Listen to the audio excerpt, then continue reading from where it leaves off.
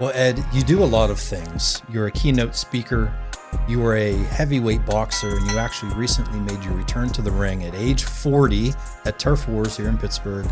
You're a writer. You have a book that is releasing on August 5th. What motivates you? Honestly, I grew up deprived and very poor. And being poor comes with a lot of problems, but one of the ones that is, we'll say, talked about a little. Typically at this part of the show, I'd offer you a drink, but you're celebrating 12 years of sobriety. Congratulations. Thank you. What made you take the route of sobriety? Oh man, I was ruining my life. Whenever somebody pushes back on me about forgiveness, I'm like, you only think that forgiveness is a bad idea because you ain't never had a grudge against somebody that died. And if you think you're gonna feel better when they do, you'll learn and you'll see that you gotta do something that's about you. Now, this book is about how your life has changed from childhood until the present day. How has your life changed since getting this all on paper? Oh man, the biggest change. Okay, so Welcome to Barbells and Bourbon Strength in Stories. I am your big, bald, bearded, barbell lifting, bourbon drinking son of a bitch, Sean. And joining me today is Ed Latimore. hey, what's going on, man? And now that we're officially talking and kicking this thing off.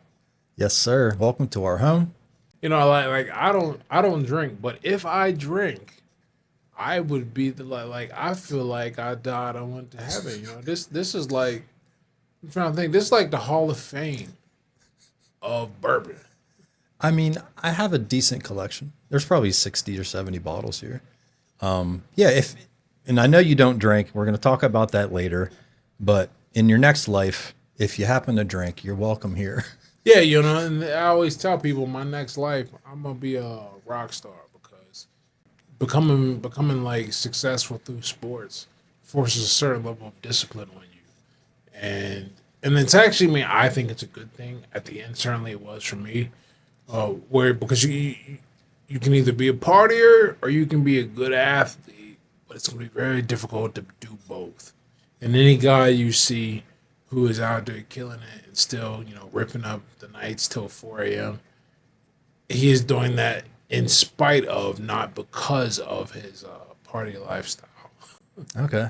And that's not sustainable. No, not sustainable at all. I mean, plus I just got a problem, man. You probably can, look. In fact, here's how I know you're a stable social drinker. Most of these bottles are full. Yeah, if these are all empty, that would be a bad look. Yeah. My wife is one of those people.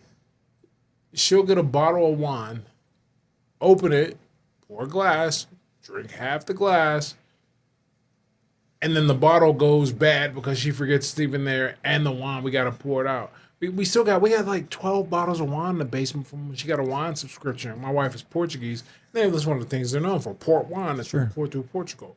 We got all this wine in the house.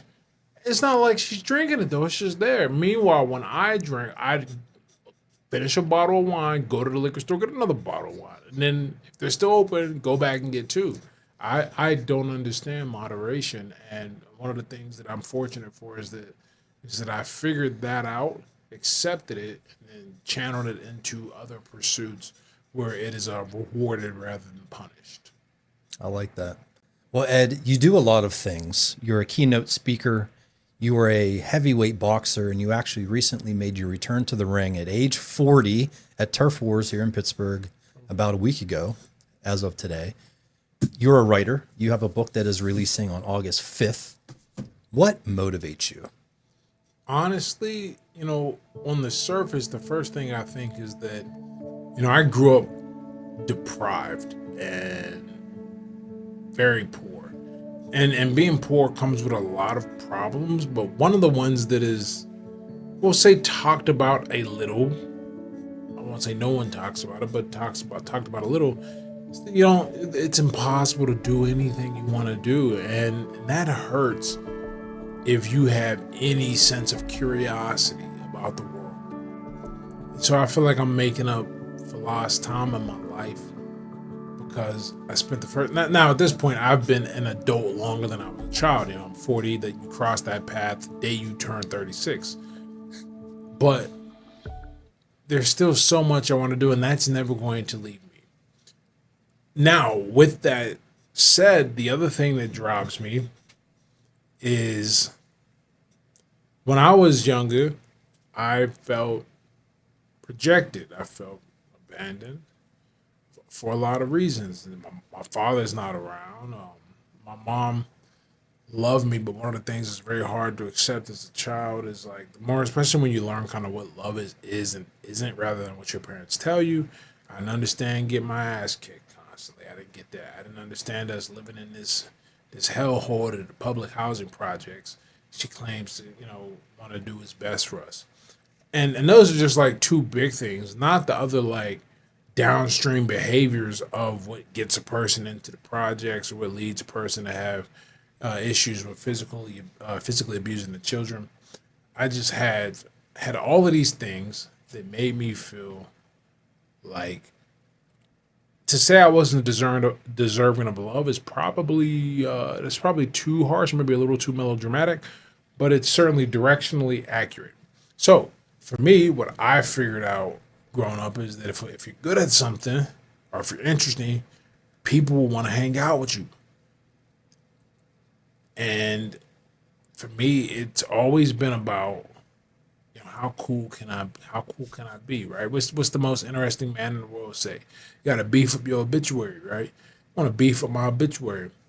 That's like part of the underlying drive, this like insecurity and inferiority complex that comes with that type of upbringing and how it makes you feel. And for me, again, it's like the alcohol. You can let those feelings lead you to a dark place and do dark things, or you can figure out a way to channel it into something constructive, cool, and good. So there's that. And then the last thing, the last part of this, the positive part here, I'm just a curious guy, and people say I do a lot. There's only a few things I care about, right? I was outside of like making sure my family's good. I like to be in shape. Getting in shape to fight again was not as hard as people might think because it's not like I ever really got out of shape. Yeah, you didn't hop off the couch into the ring. Yeah. No, I'd kept myself healthy. I'm always in the business of optimizing my health. So there's that. But boxing, okay, I care about boxing and training. I care about playing chess. I put a lot of time into my chess game. I like to write. And through writing forces me to learn a lot. I'm reading a lot. Well, I've always read a lot. I continue to read because I need to continue to expand my mind, expose myself to ideas I didn't have, and kind of let those float around and bounce around with those and learn from them. And I guess my other big hobby is a foreign language, whatever that foreign language is of the day. Right now, I'm resharpening my Spanish and Portuguese because in October we'll be going back home. I'm gonna say back home. Wife is from Portugal. I'm not, but I lived over there 2020 and 2019, and so I love it. We're excited to go back. Not so excited about flying with a toddler that long, but we'll see how he does. His attention span is all of a sudden he can say it's crazy how they develop. He went from like not being able to like focus on anything for like it didn't matter what it was for like 15 minutes to like we watch like hour-long episodes or our marathons of Bluey now.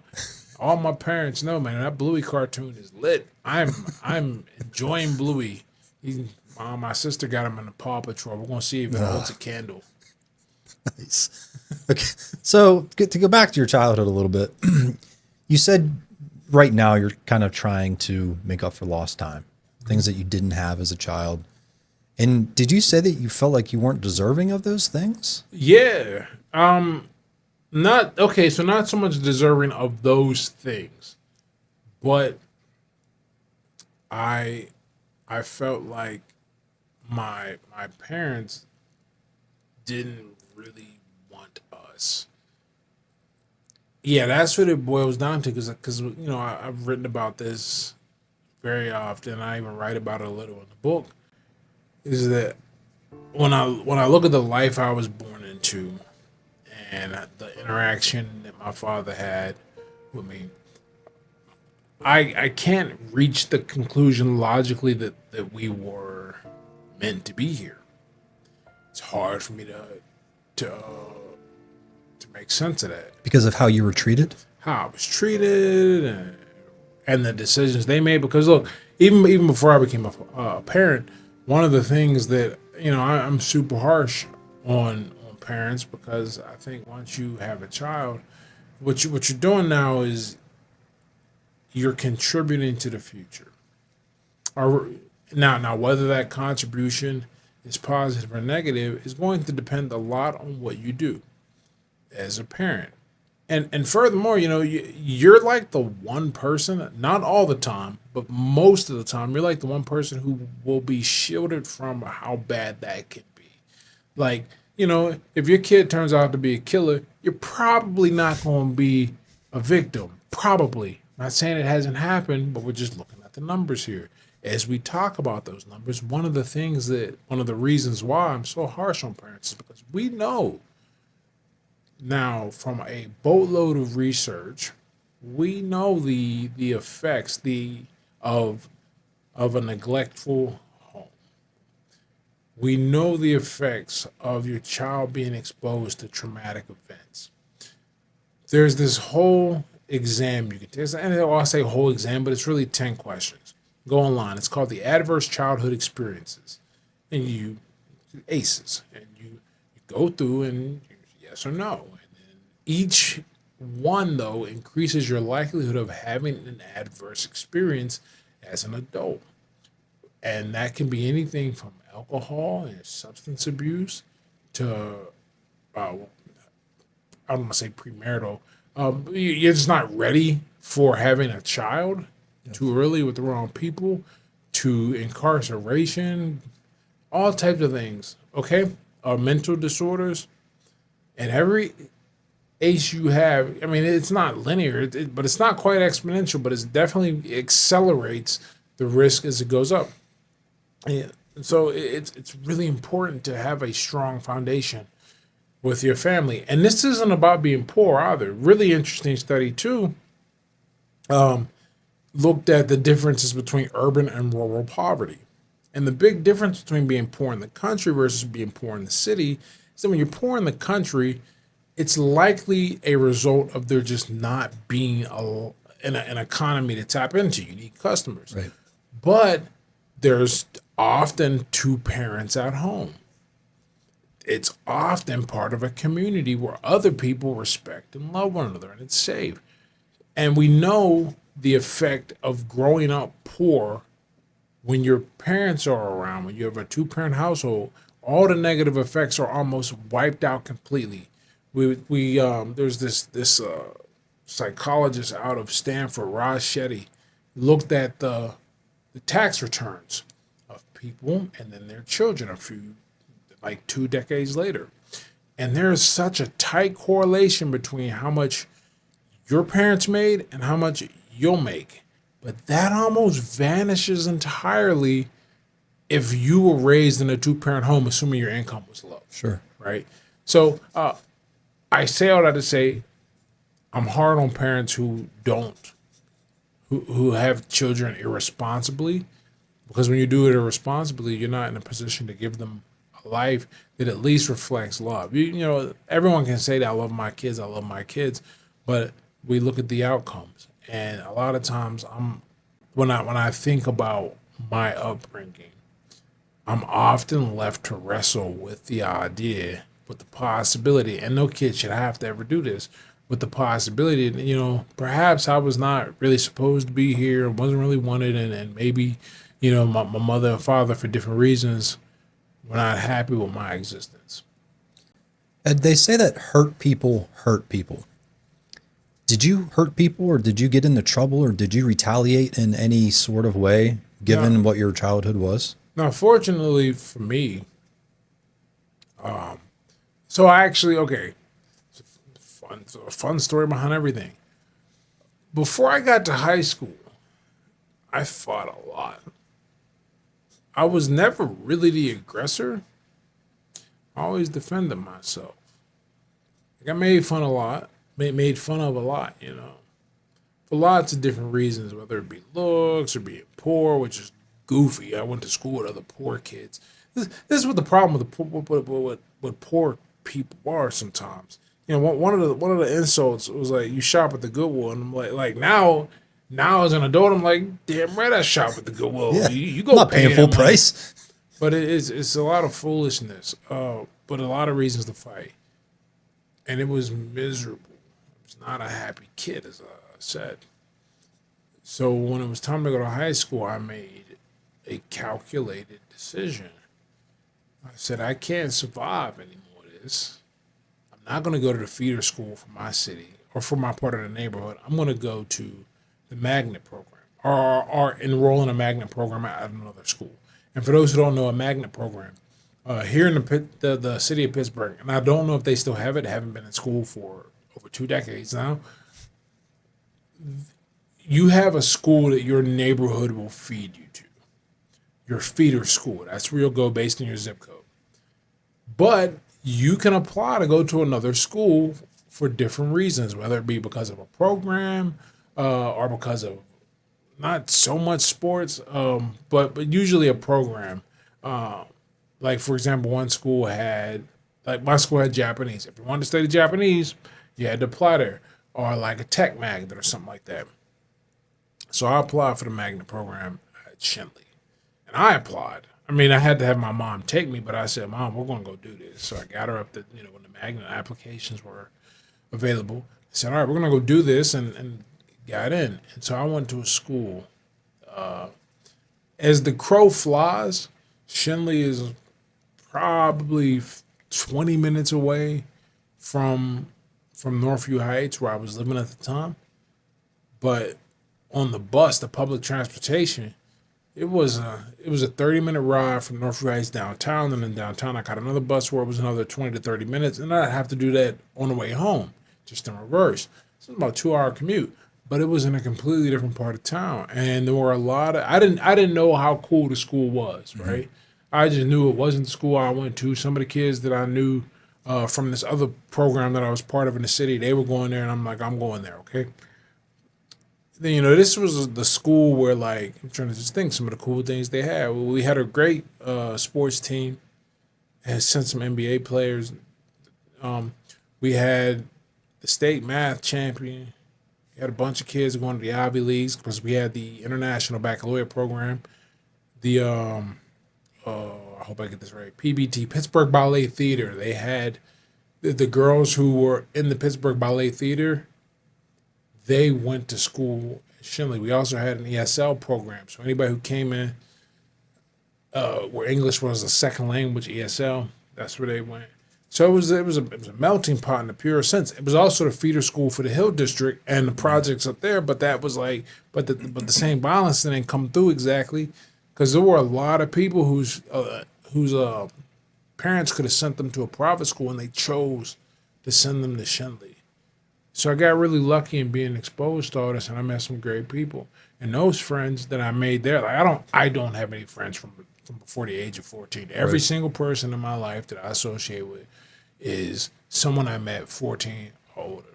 Once I got to this new school and this new environment, and I met a lot of great people, and the families embraced me like I was their child. And one of the things that I thank them still to this day, because I see them all the time. They're still in my life. Is I would go home or not go home because I hated going home. Would get a job or play a sport, and then afterwards I still wouldn't go home. I'd go over to my friend's house. They lived in Squirrel Hills. So Squirrel Hills on the east side of town. I live in Northview Heights. Squirrel Hills is probably the most affluent neighborhood in the city. That or Shady Side in the city limits. And they would give me dinner every night and then drive me home. This old white Jew. No, he's not old, but like so the white Jewish man driving me back to the projects at night. every day without fail. They didn't ask no questions, never expected anything from me. And I didn't know it at the time, but it's because they knew that my home situation, my life was a mess. And this was their way of doing a good thing. I think it's called in Judaism a mitzvah, maybe. Okay. Something like that. So you're literally getting a taste of what life could be away from the Oh, projects. for sure. You know, that was the first time I'd ever seen somebody with both parents living in a house. I mean, I knew it existed because people don't show up out of nowhere. Yeah. But and I knew people got married, but I never seen a two-parent household before. It's crazy, man. I'd never seen. I had made a joke about this, but I'd never seen a friend. All of my friends, they could just eat whenever they wanted to. It was crazy. Like food just magically refilled the refrigerator. It turns out that it was a magic trick called a job, and everyone had one. Oh, well, or they didn't, but like because their mom stayed home or something. Was it hard to go back home? Like after you experienced a home cooked meal and a nice house and nice parents, like was it hard to go back to that reality? But what happened to me, and I think this happens to everybody. I've said that one of the worst days in a child's life is when they realize what their life is. When they're like, I said poor, but it's not always poor. That's how I used to express it. But I know that poverty is not the problem. It just so happens that poverty tends to be commingled with a bunch of other factors because good decisions come in clusters typically, and if you make good financial decisions, at the very least, you likely have some discipline in terms of how you pick apart and raise some kids, so you don't end up in a place with other poor people. Sure. But as far as like going back home, my mom used to have issues with me about this. I did not spend an entire holiday at home from high school. I either woke up at somebody else's house on Christmas, went to sleep at somebody else's house on Thanksgiving, or just spent the whole day over there. Because to me it was a different, safer environment. It was like the first place where I could be like a kid. Yeah. And I only know this stuff and think about this stuff in retrospect. At the time, it's like, oh, I'm just having fun. I just want to be around my friends. But it wasn't even about that. Some days I go over there and my friend wouldn't be there because he was doing something, but the parent was there. They feed me and drive me home. It was safety. It was safety and comfort, and it was just different from the space I was in. Yeah. And when you first realize how different things are, you don't even know what you're looking at really. It's new. This resentment just built up in me for a long time because of that. Because I got to see what things could be like. I got to see it didn't have to be this way. And I didn't know that. Because remember, I went to school, I was born on the Hill District. So for the first, we moved when I was in the 4th grade. So in the Hill District, I live in the Terrace Village housing projects. They're not there anymore. But I went to Miller Elementary, which I think might still be there. Then we moved to Northview Heights, the neighborhood, and I went to Northview Heights Elementary, and that's another housing project. So I only know project life for my first 5 years, or for not first 5 years, but I think you're like 10 when you go into middle school, maybe 11. Mm-hmm. And then I went to Allegheny Middle, and this was back when, for anybody listening, this was back when Allegheny Middle was Allegheny Middle, when it was the building that's across from the aviary right now. And that place was horrible, too. Another place that was, because it was a feeder school, not just for Northview Heights, but not all of Northview Heights. Some kids went to like Columbus and Schiller, or like 2 other schools, but also for like other projects like Farmview, the Allegheny Commons, and what's the other one? Farmview, Allegheny Commons. Well, Manchester's not a project, but at that point it was pretty much one. And so you got all these kids mingling. They all, we all from the same background.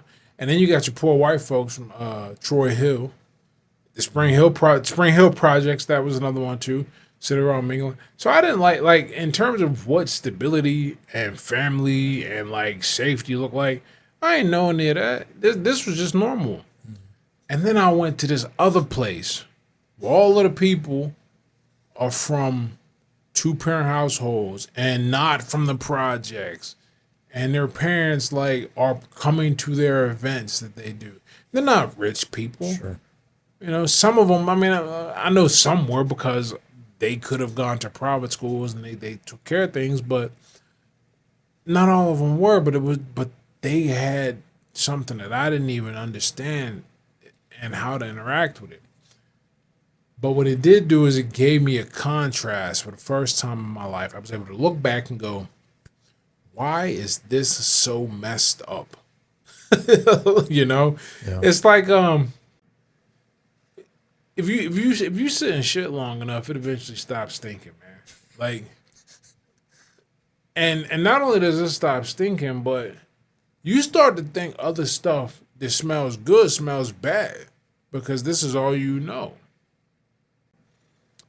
Now, take that same analogy, but I never even sat. I wasn't even taken from somewhere and put there. This is where I was at, and then I got to see. I was like, this is something else. So I get to this new environment. It just made me mad. Made me mad. I spent less time at home, and eventually it culminated. Well, I can't remember. Like 18 or 19, I had an argument with my mom and didn't talk to her for a little while. But my mom was hard to deal with in that because she didn't understand what I understood and what I saw, and she didn't. And she also didn't agree with me. But I won't say didn't agree with me. My mom grew up during the '60s and the '70s, right? My mom. It's not a stretch to say my mom didn't like white people initially. So when I had white friends, that she had to make an adjustment, and to her credit, she made a great adjustment. It was hard at first for her, but it was a great adjustment. But I also got to. She also didn't like how much time I was spending away from home, but there wasn't anything she could do about it. Right. She had to work, and I wasn't going to be at home. It just wasn't going to do it. I didn't want to be there. I didn't like being there. And we'd always, to this day, well, not to this day, because she passed. How old was my son? 3 years ago. She passed like 3 years ago. But while she was alive, she would see my writings and stuff, and she's like, "Why do you always act like your childhood is so bad?" And I'm like,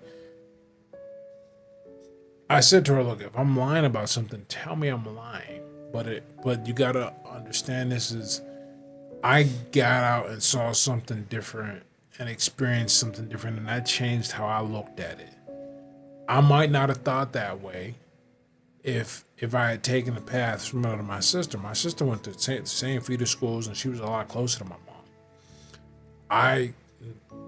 Awareness is a heavy responsibility because once you know, you can either be like, whatever, I ain't doing nothing. I'm gonna just bum out on this, right? This is why people try to deny things, and why confirmation bias is pretty different. Or not confirmation bias, cognitive dissonance. Why cognitive dissonance is so powerful and prevalent because once you know something and you can't work your way around it, then you're left with no other choice than to do something about it, or just kind of accept that the ship is sinking and Sure. you're trying to fix it. And so my sister had a very different relationship with a lot of this stuff. But after my mom passed and we spent a lot more time together, her perception of things, I can see it change, and then as we talk more about things. But that's what happened. You just see things differently, and it affects everything. You don't know how or why exactly. Like I wouldn't have been able to articulate it this way Sure. 20 years ago. Not even 10 years ago, maybe. Yeah. Now, your sister, is that your only sibling? Only sibling. Okay.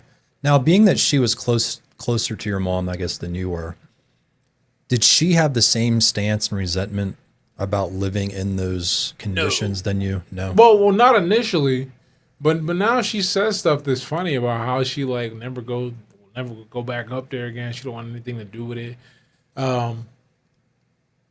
So as you get older and you get away from things, because my mom and my sister were like always codependent is a good word.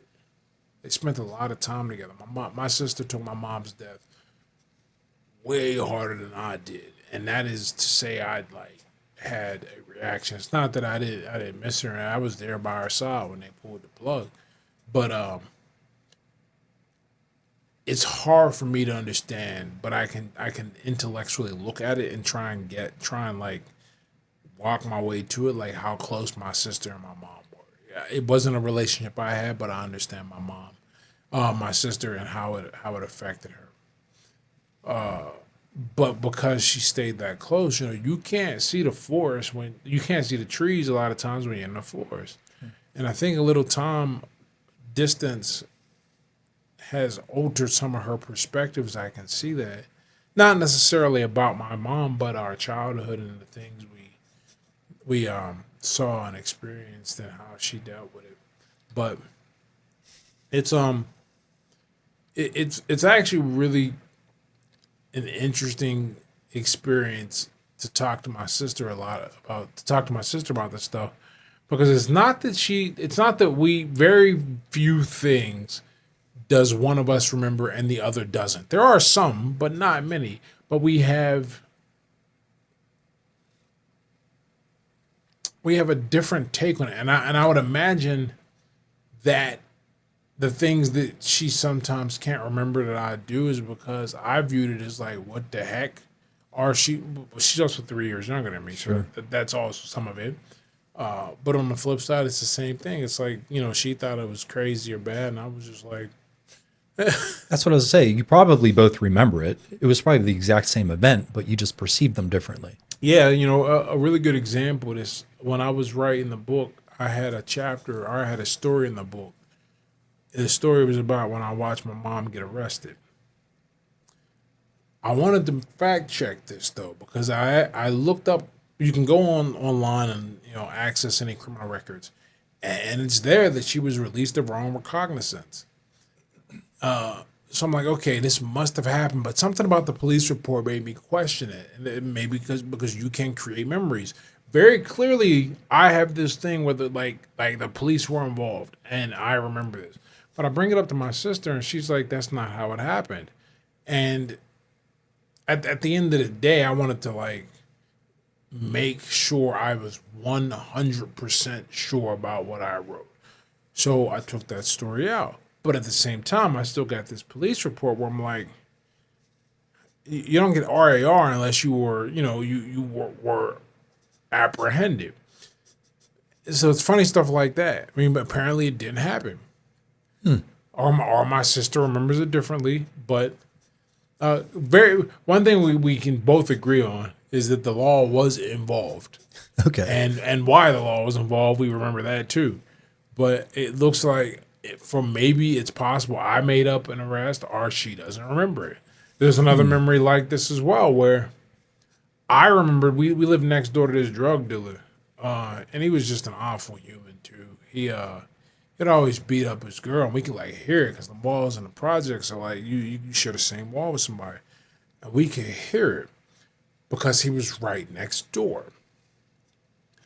My memory is that my sister threw an egg at his door or something, and he got mad and was trying to push his way in the house to chase after her and push me over. My sister agrees that happened, but when we were talking about it, it was the woman who was staying with him who was trying to push her way in the house to hide. And so that like those types of things, that's so interesting because we both agree he tried to push his way in the house. For me, I thought it was because my sister played a prank on him and was like throwing eggs at his door or something like that. And apparently it was because he was chasing after a woman. I can't even remember a woman running in the house. Wow. But we both know this guy tried to happen, man. Trauma's funny that way. Like we both have the same thing. Sure. But how it's coded and what's around it. Now, whether it's because what we were trying to protect ourselves from bad memories, which is entirely possible. Like your brain does that. I watched the kid when my sister was born. when I was like 3 or 4, I watched the kid get run over in a police chase. It's crystal clear in my memory right now, like his cracked body on the pavement and everything like that. What happened is that we had the Good Time Charlie ice cream truck, and he was across the street, and we were going to get the ice cream. I didn't do it though because my mom said don't cross the street without me. He went, and there was a police chase going on, and took his life. 4 years old, like I was.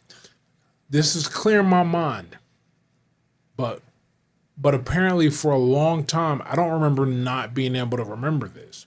But my mom told me one day when I was like 10 or 11, I came down and I was like, yo, who's Hank? And I started talking about the memory with him and this and why do I have this memory. My mom said after that happened, I like ran and hid somewhere behind the under the steps or something like that in the apartment, and then I just wouldn't remember it or talk about it. It's very clear in my mind now, but I guess there was like a 6 or 7 year period where it wasn't. So I know that like what our minds are capable of doing. So when I hear that story about the guy running in the house, it's who knows what happened. We both remember the guy trying to get into the house. Well, they say that you can start to rewrite memories too, a little over time, just like the game of telephone, right? The message in the beginning isn't always going to match the message at the end. Yeah. So they just kind of take on little nuanced detail changes, and then by the time you're older, it's like one of the language teachers I follow says that remembering is just a process of forgetting more efficiently. And when you remember something, you remember copiers. yep.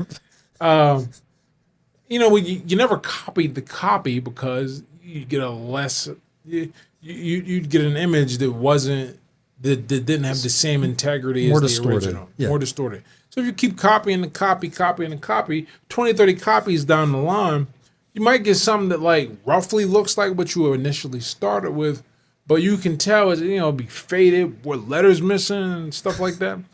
Well, your memories, okay, you don't ever remember exactly what happened. You remember your memory of it, and you remember what you remembered and your memory of that, and so on. And this is a process of every time you think of it.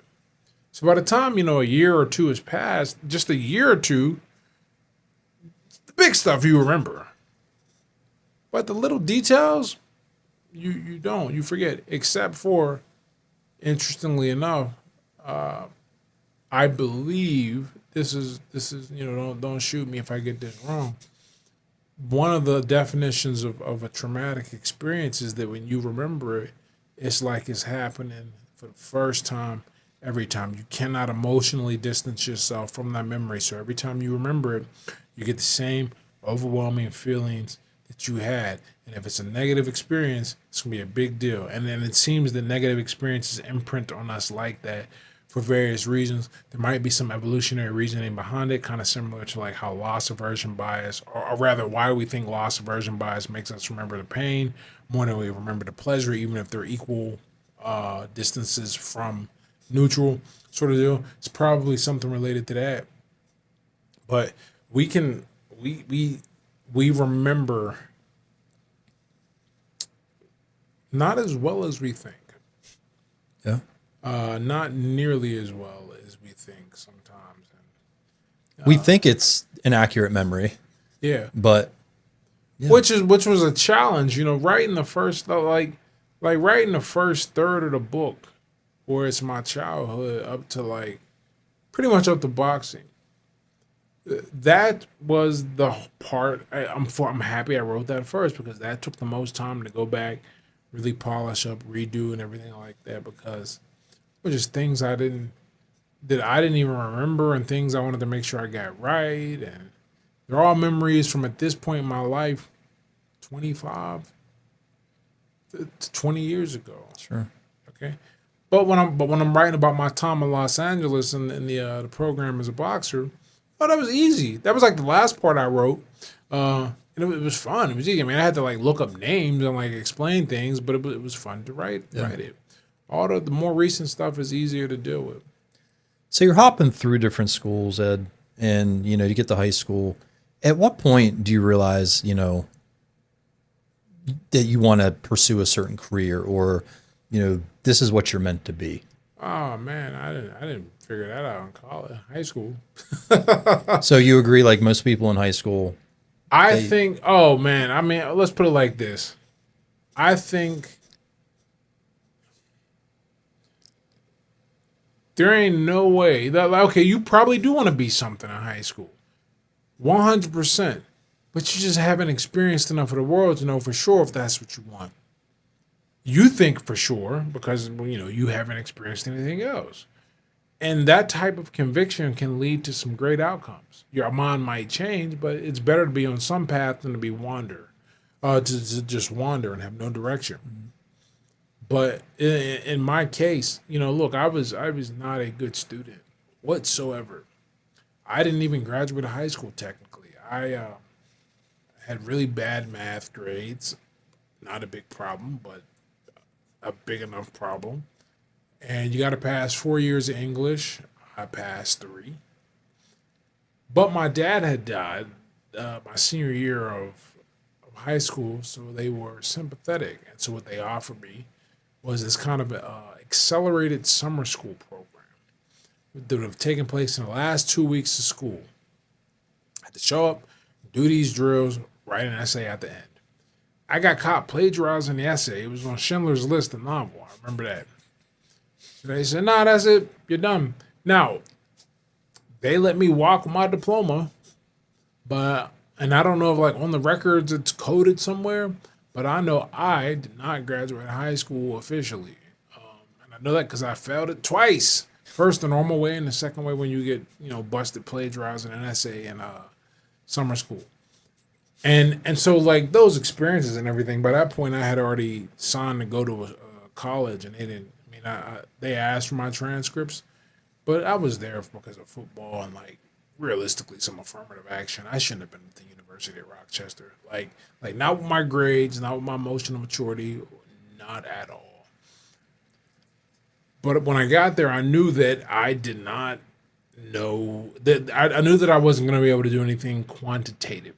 I figured my math skills were way too weak for anything like that. So that ruled out, you know, physics, math, science, engineering, stuff like engineering, that. all that stuff. I also felt like I was a terrible writer, and I didn't want to write anyway. I had no interest in that or anything subjective because even though I didn't like know that didn't even though I wasn't good at the game, I knew the rules, and even then I knew that those degrees weren't really going to be worth much. So that was out. So what could I do? This was back before the internet and audiobooks and all that, and I was really interested in foreign language. So I had done exceptionally well. You know, we were talking about Japanese back in high school. So I came into my high school with no history, no background in Japanese. There's 6 levels of Japanese that were offered. Japanese 1, 2, 3, 4, then IB 1, International Baccalaureate 1, and International Baccalaureate 2. I came in my freshman year and I still didn't take any classes in Japanese because I didn't know any. I met this girl. She was just a friend, one of the ESL kids, and I wish I could remember her name. I don't want to get it wrong, so I'm not going to try and say it in case I do get it wrong.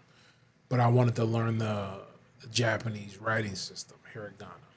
So she wrote it down on paper for me. And then they have another writing system, katakana. She wrote that down on paper.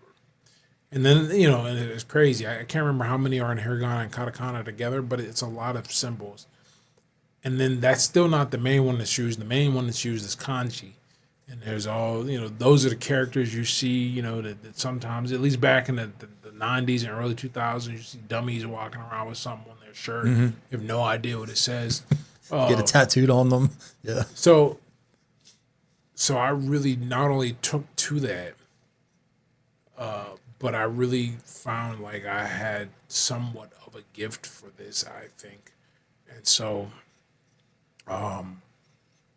sophomore year, I jumped right into Japanese one. It was just too easy, like because I had done so much of my own, and I was downloading video games in Japanese to accelerate my learning. This was back when I was real big in anime, doing that to accelerate my learning and picked it up. So in a 3 year period, I went from starting at Japanese 1 to all the way up to IB 2.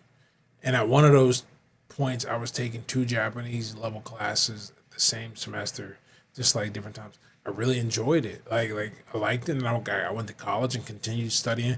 Still failed the class in college. You know why?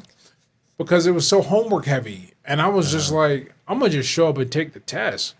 Nah, they weren't feeling that. And then I also dabbled in college. I dabbled in Russian, Italian, and Spanish. Dang. Didn't stick with Italian whatsoever, but Spanish I ended up really sticking with it. And now I know enough Spanish now to say I'm not fluent. You'll meet people and be like, "Oh, I speak Spanish," and they don't really speak it. I know enough to know that if I tell someone I speak Spanish, they're gonna expect a certain level of Spanish from me. And I'm not confident I have You're not that there Spanish yet. in all areas. I can tell you some of the things I can do, Sure. but like if I hop on a plane tomorrow and go to Mexico, I'm gonna be okay. You'll get around. Yeah. I'll be okay. I'll be able to read the news. I'm not gonna get robbed by the cartel. Like it's gonna be good, you know. But am I gonna be able to give directions? Maybe. Am I gonna be able to understand them? Yeah, for sure. Follow the news or whatever. Noticias is one of the big news channel. Everyone knows Telemundo, but Noticias is the other one. I listen to watch the news there, and then BBC Mundo, because you just get the same news but in Spanish, so you get a chance to practice. So those were my hobbies were for a long time because of that, and I didn't think I'd do anything with languages, but that's what I like doing. Do you speak Japanese fluently? No, Okay. no. I haven't spoken Japanese. You know what happened with Japanese for me? There's only one place in the world that speaks Japanese, and their population is decreasing. And Japanese is one of the only languages that is, what is it, level 4 or 5? Anybody listening to this who's a like lingophile who knows this, the Foreign Service Institute, the part of the Department of Defense that, well, I'm not sure if they're part of the DoD, but they train the spies and they get people ready for ambassadorships and things like that. They rank the languages according to how long it will take an English speaker to achieve a certain level of proficiency. Japanese is one of the hardest ones, up there with Russian, Pashto, Arabic. No, and there's just no need for it. Like Japan's far as hell. I'm not really into the whole anime thing. I don't play video games. I used to be big into that stuff. I'm not one of those guys, and no shade to anybody that's like this. It's just not me. Never had a thing for like Asian girls. It was just like a thing. I don't dislike them. Sure. Like it's just like you meet these guys, man. That's like their Their fetish. thing, yeah. And I'm like that ain't me, man. I got a buddy who's like that, but he's cool, but it was never my thing. So all of this, so you need a reason to study a language because because you got to put a lot of energy into it. You can't just go, all right, this is kind of cool. So what are my reasons? I'm not culturally attracted. I'm not like looking to make a relationship. I'm likely, though not impossible. Like obviously, if a trip comes up, I'll go. That's a long ass flight. Not interested in going, and I'm not going to be able to use it anywhere Yeah. outside of Japan. The closest language to it is Turkish, because they're both Altaic languages, part of the Indo-European. It's a sub-family of the Indo-European languages, which is like almost every language, not almost every language, but most languages are derived from the Indo-European Right. family tree. But yeah, and if you ever, I said this on social media once, a few people who like knew it. Yeah, like, oh yeah, that's right. I guess they do sound a lot. The Turkish and Japanese are in the same Altaic. It's called Altaic. I think I'm saying that right. Language family. But I'll just Yeah. use it. It ain't for me. Spanish, on the other hand, though, man, you don't open so many doors in so many places. It also has like 82%.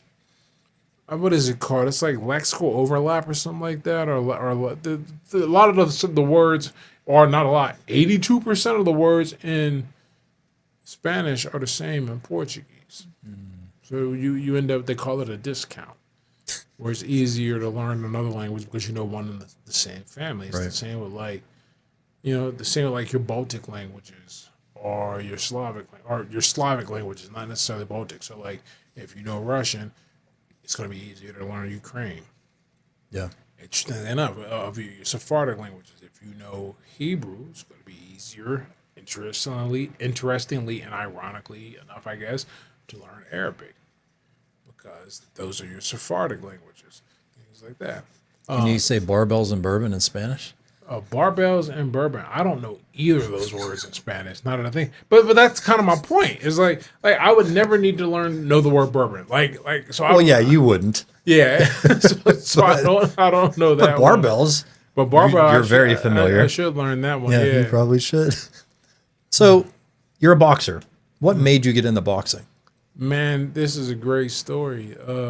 So I'm 22 at the time, right? I'm 22 at the time. I didn't, I tried college. I failed out of college. And they were going to kick me out, but I dropped out before they could. Kind of like, you can't fire me. I quit. I'm working at Starbucks at this time. And, but I'm going around talking about how pointless and stupid college is to like everybody. And one of the people that was listening to me say this was my girlfriend's mom, who happened to be a professor of biology at the University of Pittsburgh. It's like the worst person saying college is pointless to. And so one day she was like, why don't you tell me what you've done with your life for the past 4 years? Well, first she said, okay, let's pretend you're right and that college is pointless. She said, why don't you tell me what you've done with your life over the past 4 years besides coming to my house and eat my food? Because that's how I've been surviving, man. I wasn't making, Yeah, making you're a money mooch. working at You've been Starbucks. mooching your whole I was life. mooching, man. You crazy. It was good food, too. Then she threw me out, though. Threw me out, and I went home and cried a little man tear, and I was like, you're right. I'm not doing anything with my life. This is bad news. And so I was like, what am I going to do? I wasn't going to try and go back to college. I wasn't trying to do a commission job or anything like that. Sales. I didn't have any connections to get into trades. I didn't know, or I didn't know how to go down that path. But I needed something. So I thought about joining the Army and going like full. I can't remember what the designation is. Full time, I guess, enlisted because it was like active. That's what it is. okay. Yeah. I thought about going active in the Army, but this was like 2008. That's right when they invaded Iraq, and I was like, I want to change my life, but I don't want to do it that bad. Like I'm not willing to take a bullet over this shit. We were sending cats. It was like wasn't interested. So this back when like YouTube had just come out, and I had been watching fight videos. That's what I did. Drink and watch fight videos. And I said, you know what, I can do this. Let's try this. So I found a boxing gym and just stuck with it. Gave myself some rules. I said, I'll only stop this if I can't do it anymore. Like I get injured. Or I make a friend or I get really close to somebody in the sport whose opinion I trust. And they're like, you know what? This ain't really for you, my man. You should go do something else. And I'm fortunate that, neither of those things happened. Most people that get into a sport like boxing or wrestling or MMA, they're doing it to defend themselves or to run from something. Was that you? No, I mean, well, definitely not to defend myself. I had a lot of problems, but that was not one of them. Like I didn't live in an area where I was worried about that. Plus, man, everybody's on gunplay now. I'm not even. That's not an issue. But as far as running from something, I think that there's something missing. And that drives a lot of people into the sport. And you think you're going to find it. I mean, and that's really what my story was. I'm like, okay, maybe I won't just be this loser. I wasn't even doing it to make money. I started as an amateur. A lot of guys don't do that. At least you don't have to do it. Some guys do, but at my age, a lot of them don't. When I started old at 22, and so I I was just looking to make something of myself, not be a normie, right? Yeah. Not be something special, be different. I did not set out to like achieve anything, and we won't even talk about like the measurable, tangible achievements that you can put on a shelf or post on social media. About social media wasn't even really a thing back then. We were fighting before it was. People were posting photos. MySpace back Yeah. So when I say I did not start fighting to pursue anything like that, or like any type of accolade. I mean like that, but I also mean like I didn't think boxing would change or develop me. No clue, no plan. I didn't know anything about the sport, and I had never to that day, or to that moment in my life, I had never done something long enough, well enough to feel like I had earned something from it, or to feel like it had transformed me. I just thought, okay, let's see what this is like. Let's go do it. Let's try it. Turns out to be one of the best decisions I've ever made. There are a few watershed moments in everyone's life where it is impossible to imagine how your life turns out had you done something differently or not done something, and boxing is one of those for me. So you didn't really apply yourself to anything until boxing. I mean, you were kind of half-assing your way through life, right? Yeah, that's a really good way to put it. Really kind of half-assing my way through life, and yeah, you get the results that you'd expect from that. Do you think the younger generation is more entitled, or they think that they're going to get lucky, or they don't need to put as much work in as our generation, for instance? I don't think they're entitled. I'll say they are a bit disconnected because one of the great things about technology is that it makes life easier. It's also one of the worst things about technology that it makes life easier. So here's just like a little thing that might seem unrelated. I swear it's going to tie in. When you were in high school, how old are you? 46. Okay, so you're like a millennial. You're like an X. You're I'm like an a X. young X, old millennial, depending on who wants to define it. Yep. All right, but either way, we had the same experience in high school. Yes. So I'm 85. That means you 79. 79, yep. Okay, so we had the same experience in high school, which is that if you liked a girl, you go and talk to the girl, usually in front of her friends. You got her phone number, and at that point, she could make a decision. She could give you that phone number, and you pass go, or you don't get it. When you're done with the story, I'm going to tell you what I did in this situation. Yeah. And then when you got that phone number, you had to call her. And when you called, you didn't call her cell phone, you called her home, and her parents picked up. And they had to ask what the hell you wanted. You had to explain who you wanted to speak to. And you had to be polite. You had to do it right. You had to talk. And then from there, if you wanted to see more of her, you had to meet her people. It just wasn't going to go the way around that, okay? So, look at all those steps you had to do just to, have a chance at a risky activity, which is dating, because you're probably going to get your heart broken, and you're going to have to deal with that. But you've been kind of building up to it. You took a little bit of risk each time. You don't know it, but you did.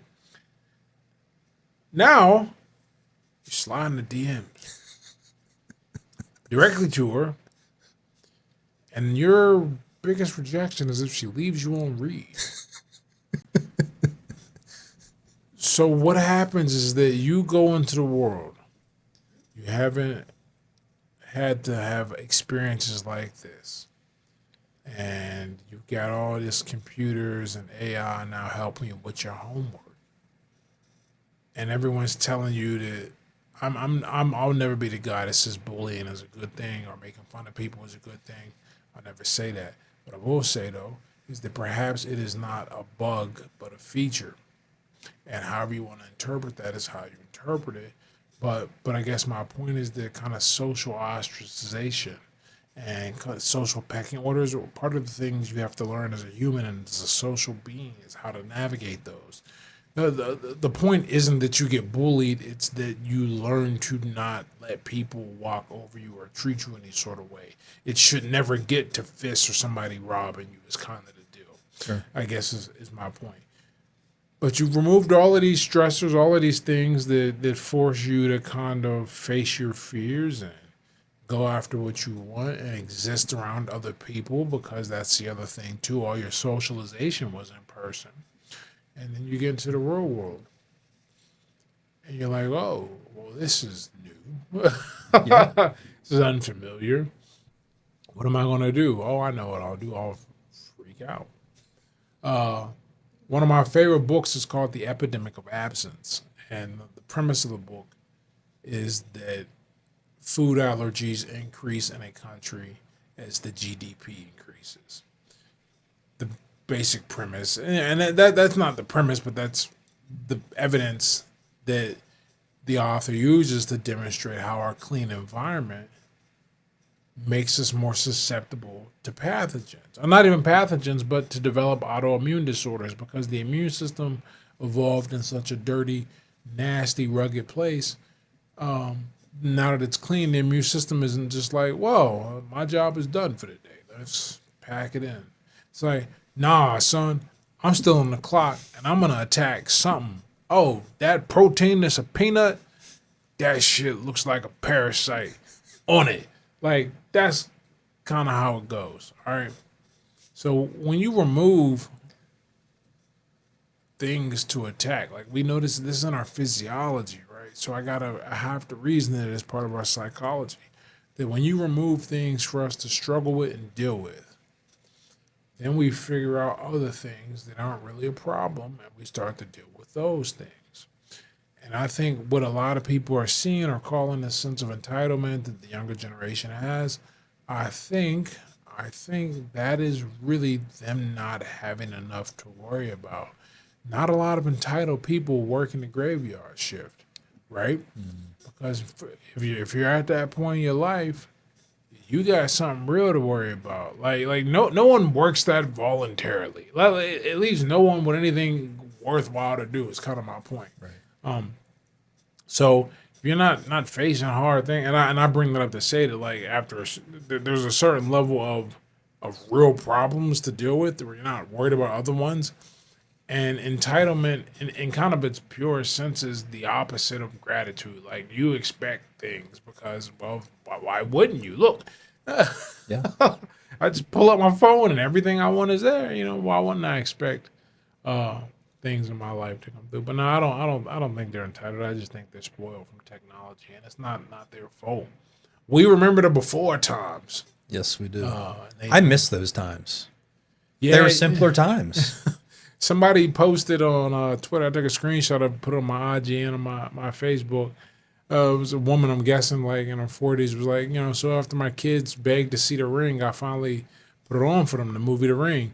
She goes, so far, I've had to explain VCRs, newspapers, photo development shops, All and the things. landlines.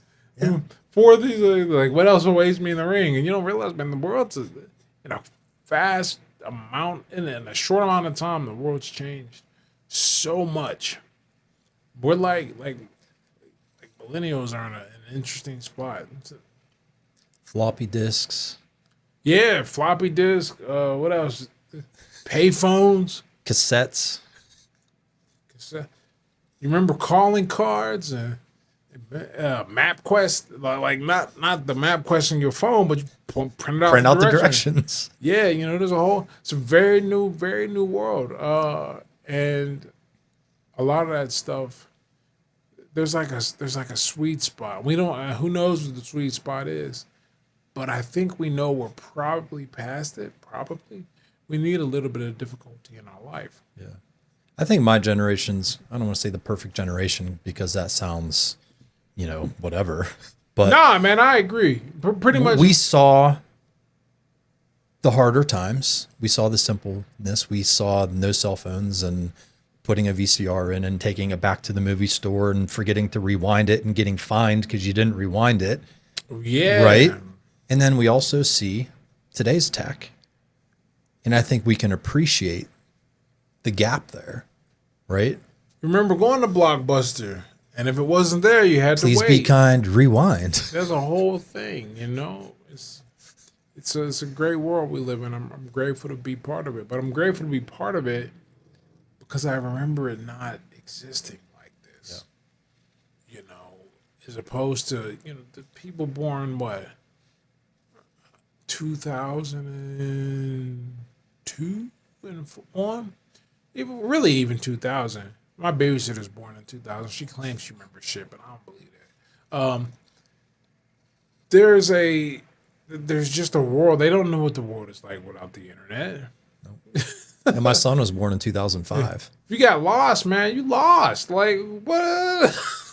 Yeah, you're pulling over asking for directions. All right, I just think about like little things that you can do that we take for granted, like not even take for granted.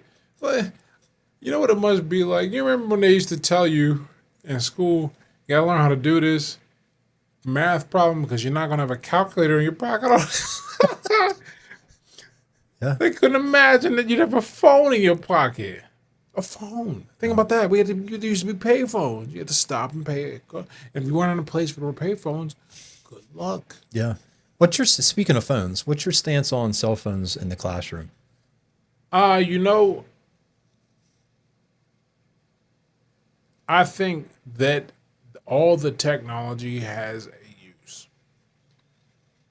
With that said, I think that use can only be done responsibly if it is introduced after a certain level of psychological development.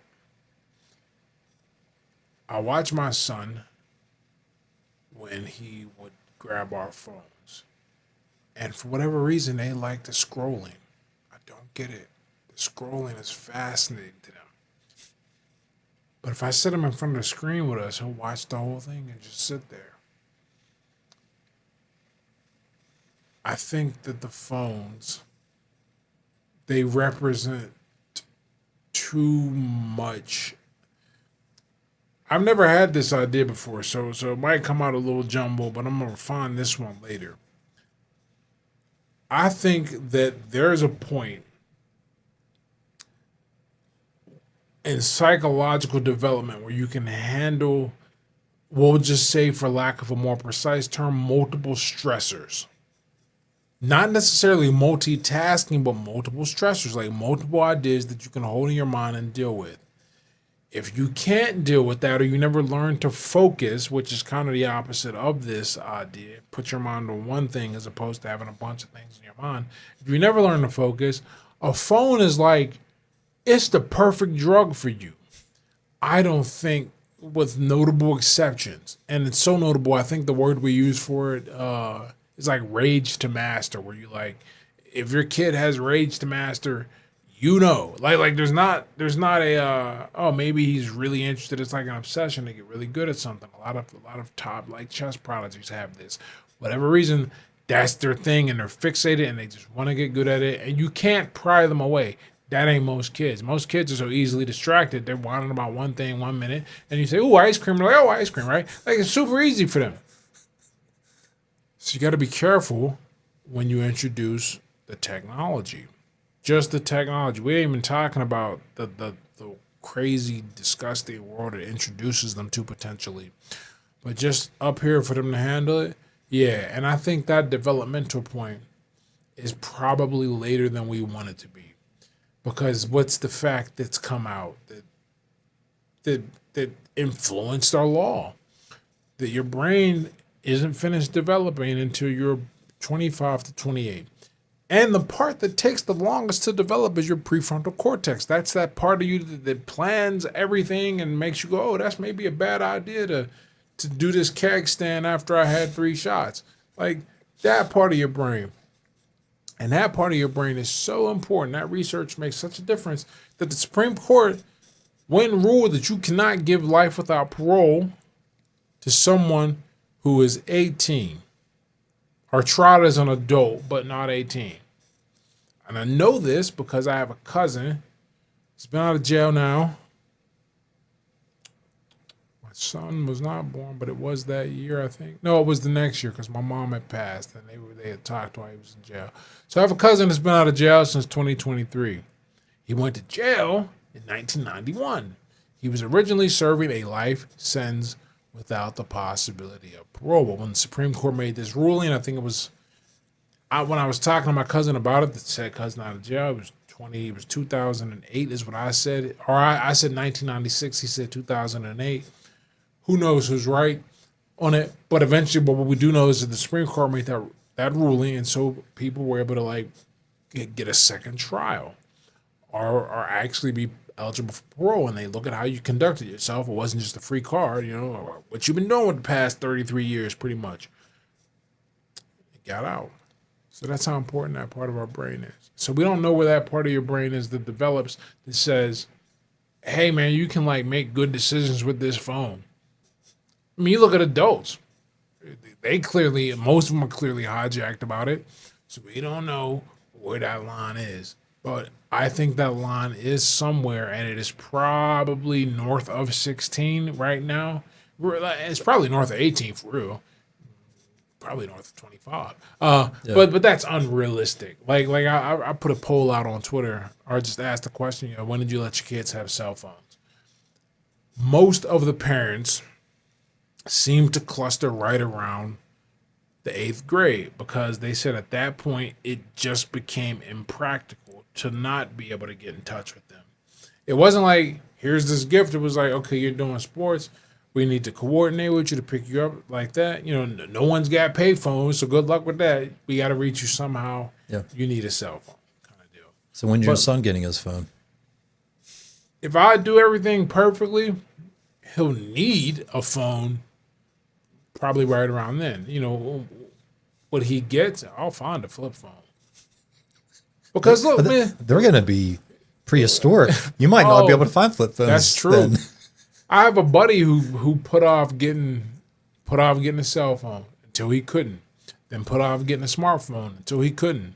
He just kept being forced to do it. But I'll tell you a crazy story, man. This is just to go to show you like how powerful this stuff is. Kid loves trucks. We got a construction site on our street. We go watch the trucks. Sit there with me. We'll watch the trucks for hours. One day it was raining. Watch the trucks. He was unhappy. I said, I know what I'll do. Let's watch some truck videos on YouTube. So we watch truck videos. It's all good. Next day, sunny. He says, let's see trucks. I say, all right, let's go to the trucks. I got to pick him up to go out the house. He goes, no, phone. And I said, no, we're looking at the real ones. This dirty, non-stimulating truck. My kid at 2 was already preferring that over the real thing. So what do you think with these trucks? How do you think the internet porn gets them when they're so young? That's not even, and that's designed to pull them in, and you got everything on top of that. That's one of the reasons they posit the fertility crisis is a thing. It's because, what's the latest stat I read? 27% of men, 27%. Under the age of 30 have not had sex with a woman. That's crazy. Are you serious? That's the statistic. Dang. That's backed up by some other stuff too that we can see. Some research into the dating lives now of 18-year-olds, or rather high schoolers, and also with the number of people in an actual relationship, which we know you don't need to be in one, but like we kind of look at that as like a proxy indicator of other things down the line. Yeah. Right. So what's causing that? Is it's just really hard to date and meet people because of technology, or is it they're getting hooked on the fake stuff. Or All both. of the above. Yeah. You combine all that together, and you end up in this crazy world. I learned what a gooner was the other day. A Never what? a gooner. Yeah, I What's didn't a, even. what's a gooner? You know, when we were growing up, a gooner was somebody it was like a goon. It was like somebody that would show up and break your knees if you owed them money. That's what a goon was when we growing up. Now a goon is like somebody that watches porn all the time. And I'm like, man, y'all took my Lil Wayne is crying rolling. Well, Ed, typically at this part of the show, I'd offer you a drink, but you're celebrating 12 years of sobriety. Congratulations. Thank you. And Drink because that. of that, I am not drinking either because I'm going to respect your sobriety. What made you take the route of sobriety? Oh man, I was ruining my life. You could be look.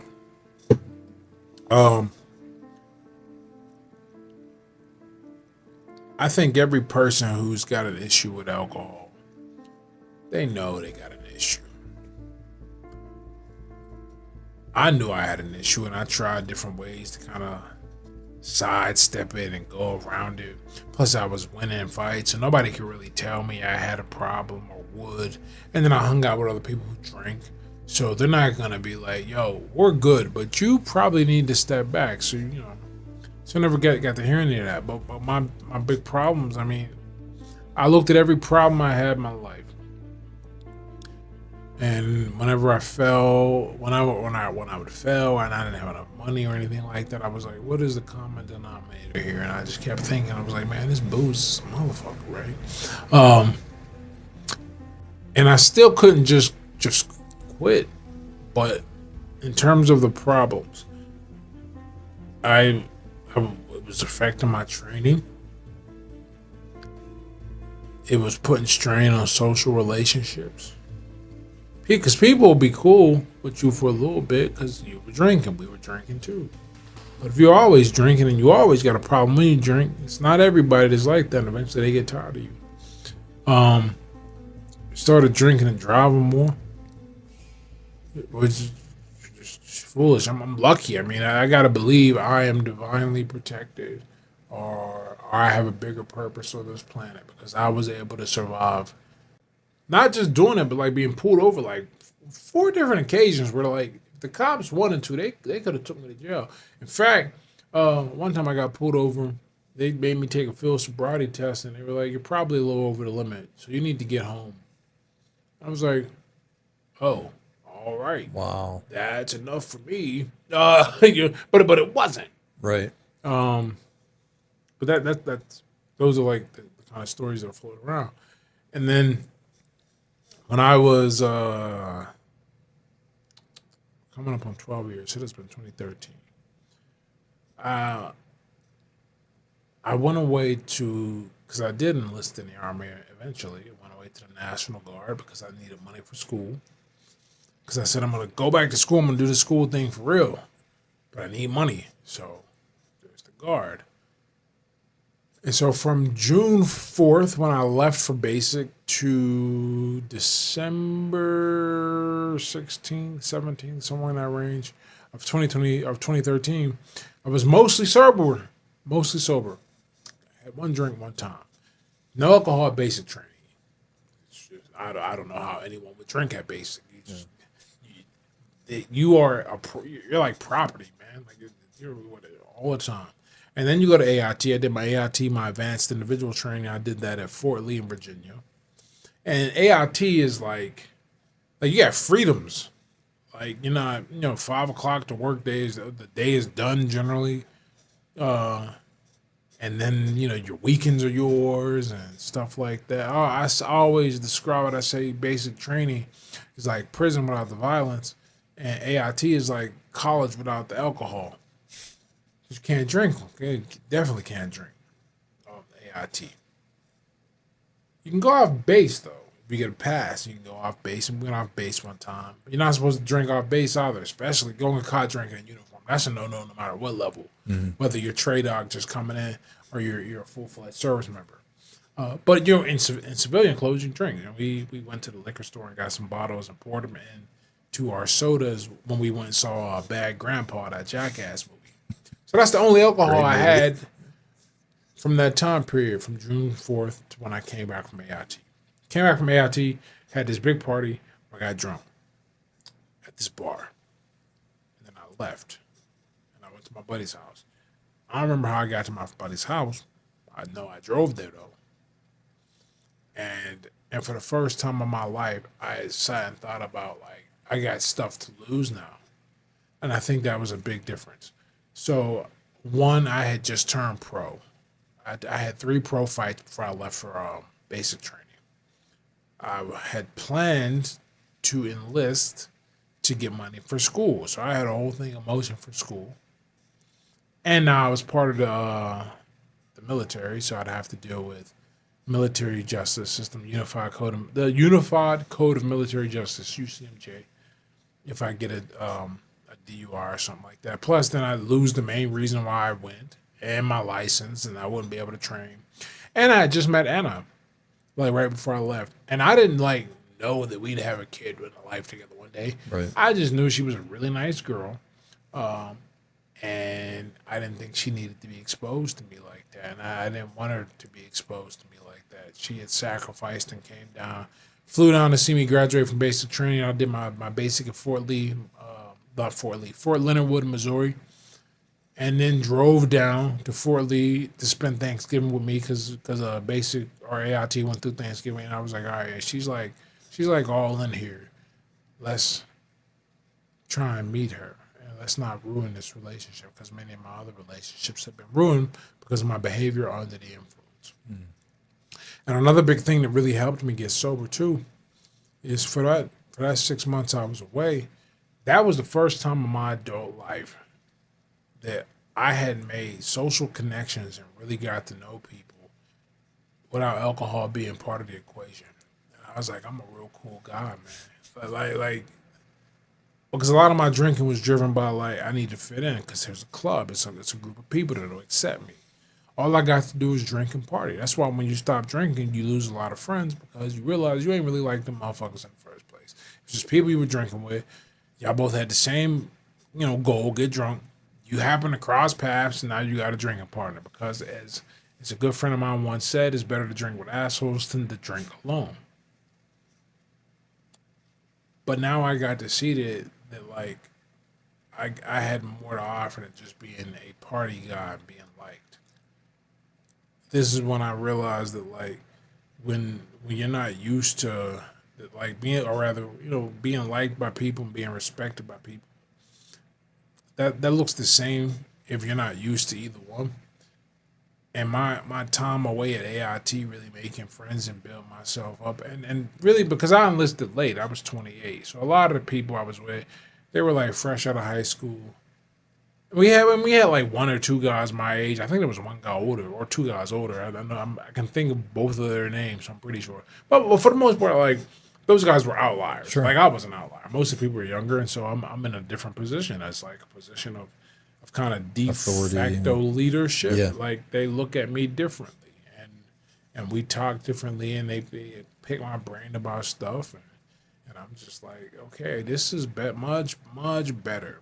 And this is the type of person I want to be, and I ain't gonna be this guy if I keep drinking because it's gonna be a sad ass story, and I don't know how that story ends. I think about this all the time. There's a whole timeline of bullshit that I never had to deal with, a whole bunch of arguments I never had with Anna, a whole bunch of run-ins with the law, late nights I had to explain because I don't drink. Yeah.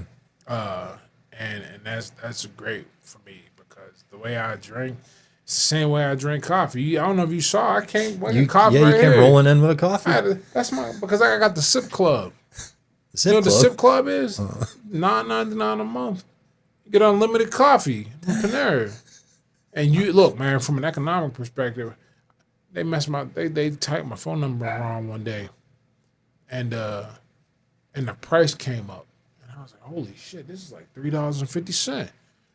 I gotta keep my Sip Club, but I drink coffee like that. I write like that. I play chess like that. It's how I am. Obsessive. Yeah. Is that too strong of a word? No, that's a good word. Okay. Because look, that's like because I know that about myself, right? I've used it to not drink. I've used it also to kind of develop my locus of control. It's one of the reasons I don't watch the news. I'm not involved in anything related to politics because I know how my mind works. I will fixate, and that'll be a thing. And like, let's fixate on things that I can control. We were talking before we started recording about the YouTube thing. I didn't get real serious about YouTube. What? When I get monetized? December. Of When I 24? 24. Okay. So how did that happen? I must have spent like easily 50 hours and thousands, 50 hours and hundreds of videos, learning everything I could, sorting what worked, what didn't work. That's the only. I don't think you have to be that way in everything, but I think it pays to kind of have a space and a way to do that in your life because it allows you to focus on what's important and not just eliminate things that aren't important, but really elevate the presence of things that are and things that do matter. So for me, my health and my position in life, I was just like, this thing, once I identified the problem though, that was, I couldn't, that's why one of the first steps you have to do in AA is admit that you're powerless over alcohol. I was going to say, how do you know it's a problem? I'm It's a sure it's problem. different for everyone. Well, everybody's rock bottom is different, but it's always the same thing. Everybody knows it's a problem, but it's always the same thing. What I mean is the the expression of it might vary from person to person, but it's a problem for you when it interferes with what you want out of life. But when they're competing, because many, if not most, goals, certainly all constructive ones, are mutually exclusive with excessive alcohol consumption. So you have to choose. When you start choosing excessive alcohol consumption, instead of doing something like, just give you an example of my life, I started planning my gym sessions around drinking. And if I had to be out by the happy hour. There's a spot we used to drink out in Oakland. I can't remember what it's called. I can see where it is, but I can't remember. And I was like, I got to meet up there and drink. Or not making a morning training session because I gotta go out and drink the night before, and not that, like, not just have a drink because I can go to training after that, but like get plastered. It's interfering with what I say I want, and so that's a problem. Got it. Now, if I had just accepted it, is it a problem? One could debate that. In my position, I would say it is, but I can see an easy argument. But that's why it comes down to you personally. You got to know what you want out of life. Once you know what you want out of life, then you can go, okay, what's keeping me from getting it? And if something like alcohol comes up that you should have control over, but you don't, and it keeps getting away, yeah, you have a problem. I wrote a whole essay on this once about how do you know you have a drinking problem. And I think that's the sign. If you can drink and it does not interfere with your goals, you're fine. I'm never the guy to be like, in fact, I'm never the guy that says alcohol is bad. You should, I have my thoughts based on the research, but if alcohol was a problem, I wouldn't be sitting here right now. I'm looking at bottles everywhere, Yeah. Imagine if I was in here just going, oh, shit, I was just going to ask if being around. It's funny. So it's funny you say that because when I was kind of getting things ready last night, my girlfriend came in and I was explaining, who you were and blah, blah, blah. And I said, you're celebrating sobriety. And she was just like, you're not the first one. I've probably had 12 to 15 people on the show that are practicing active recovery, whatever you want to call it. And she's like, well, do you really think he should be sitting here around all this? I was like, babe, like, I've had other people doing it. She's, well, maybe you just want to switch it up a little bit and cover it up. I'm like, I think he's going to be okay. I hope so. Nah, man, look, I know there's some guys like that when they first get sober, but you don't achieve any significant time in sobriety if like you can't even sit in a room with alcohol. It's too pervasive in our society. Yeah, that's true. And so, you know, but which brings me to like kind of what worked at getting sober. Totally by accident, I discovered this. I wish it was intentional. For the first 15 months of my sobriety, I didn't even go outside. Okay, that's wrong. I didn't go out after dark. That's what I meant to say. Um, I didn't go out after dark. I was busy. I was training for fights. I was doing my military drills. I was in school for physics. You can't phone that one in. You could like that's a hard degree. I was doing something else. I had a job. I was working at a bank. And notice what I didn't say. That's four things right there. I didn't even say doing my relationship thing, right? So I didn't have time for anything. Finally, I went out, and I just remember clearly because of why I went out. Went out with my buddy to watch John Jones and Daniel Cormier fight at Dave and Buster's. This big ass pitcher of beer on the table. And I remember looking at that going, I don't want anything to do with that. Like that was just the thought, but it was 15 months later. But I didn't think I'd be able to make it that long. I mean, I hoped I could, but I had to trick myself. I said, all right, we're going to do this sobriety thing until we either graduate from school, win a major fight, or get a book published. Like 6 months in, I was like, why would I ever go back? 12 months in. But by the time I was like back around in the environment with alcohol, my sobriety habit had been developed strongly enough to resist any temptation. It wasn't really any temptation, you know, because I had found what I was looking for, I think, in the bottle, which was this acceptance. The difference was now it was based in respect.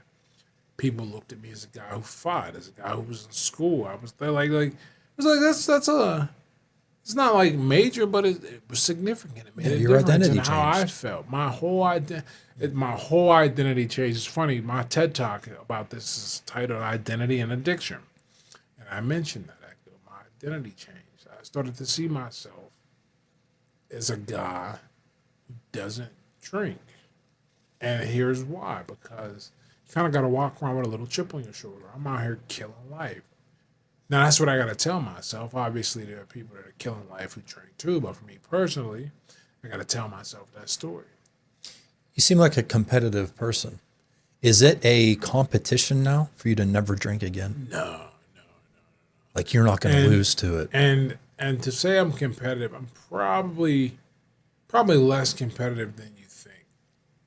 Now, what I try to do is always become better than I was at something.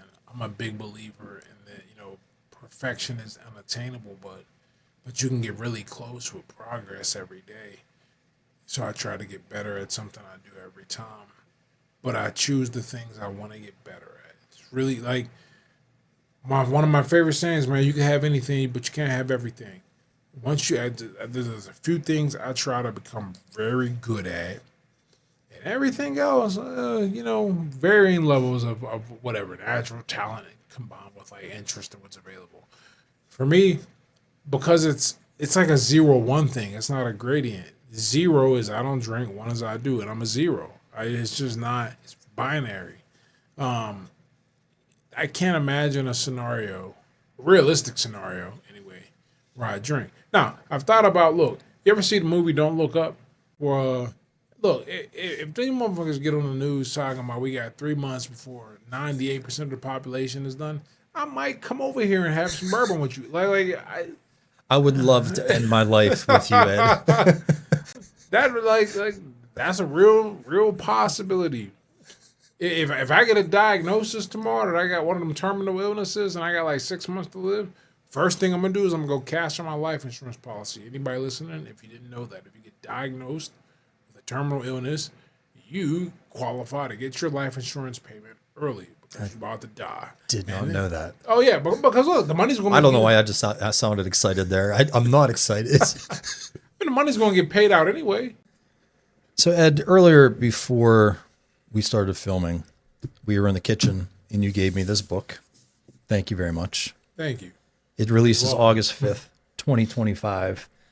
You said there's a low barrier of entry to writing a book. Yeah. meaning anyone can do it, right? Why did you do it? I've always wanted to write. I've always wanted to write, and once you start doing that, you just kind of take your career to each the next reasonable level.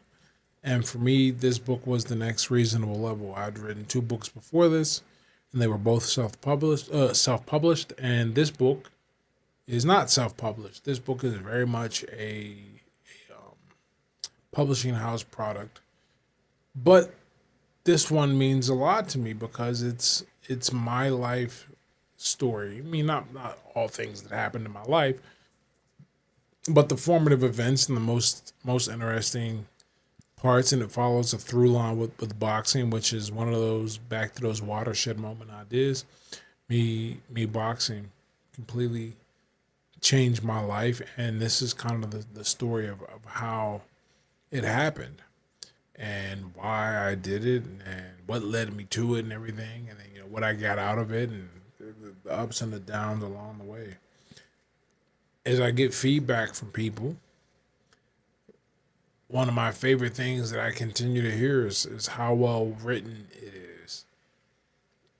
Because look, the story of my life is interesting enough as is, right?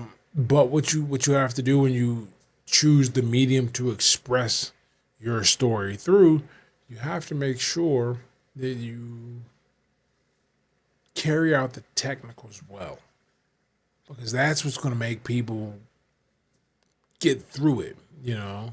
The best story in the world, or the most interesting story in the world, I should say, if you don't do a good job expressing that and telling it, then you're going to lose people.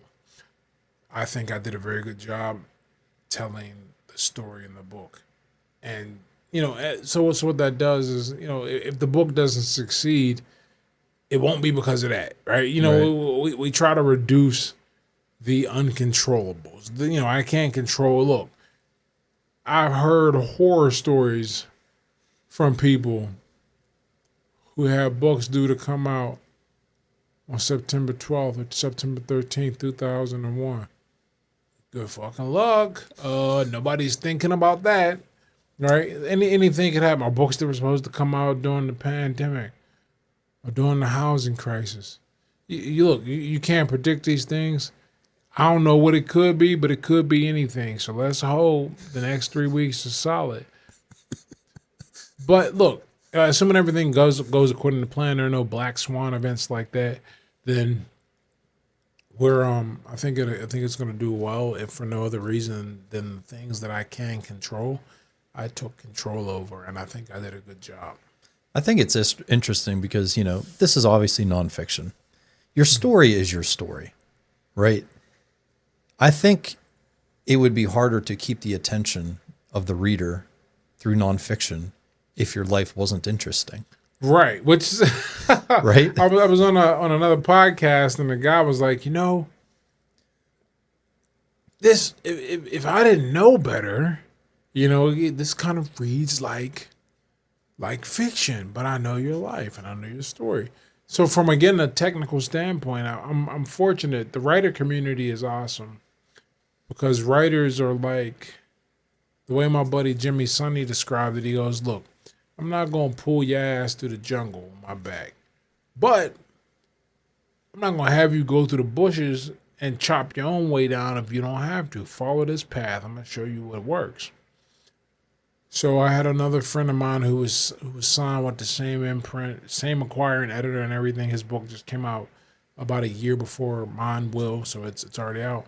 And he was constantly talking about the techniques he was using to make the story more interesting and engaging. It's a book about crypto, so he needed some help.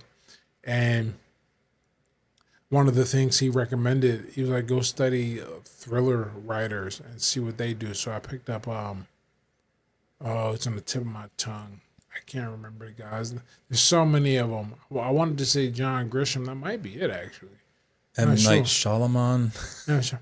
But watching how they put together chapters and things like that, and some of the things that work in terms of the dialogue and all, So I was able to like take my story, dude, like everything in there is fact, man. And they make, I mean, they can't verify my memories and the things we Sure. talked about, but all the things that are verifiable, look, they don't mess around with a house, because if you say something that's crazy or something that's not true about some folks, you got to go like it's gonna be verified.